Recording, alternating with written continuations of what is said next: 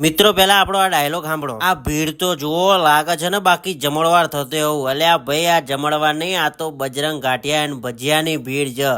યાદ આવ્યું મિત્રો?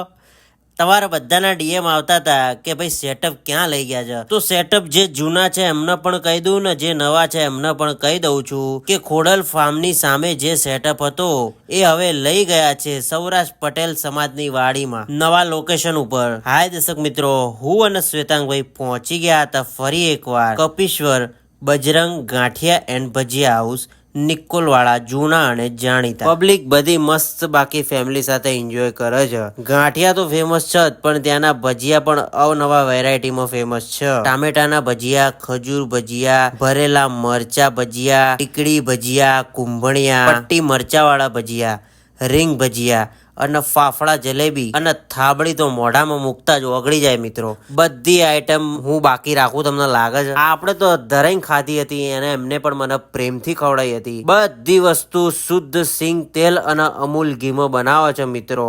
તો નવા લોકેશનની મુલાકાત લઈ લેજો. મોબાઈલ નંબર તમારી સ્ક્રીન પર આપી દઉં છું અને બીજું કે એડ્રેસ ફરી વાર હું તમને કેપ્શનમાં આપી દઉં છું. કોમેન્ટમાં તમને ખબર છે ને શું લખવાનું? મોજે મોજ ને રોજે રોજ.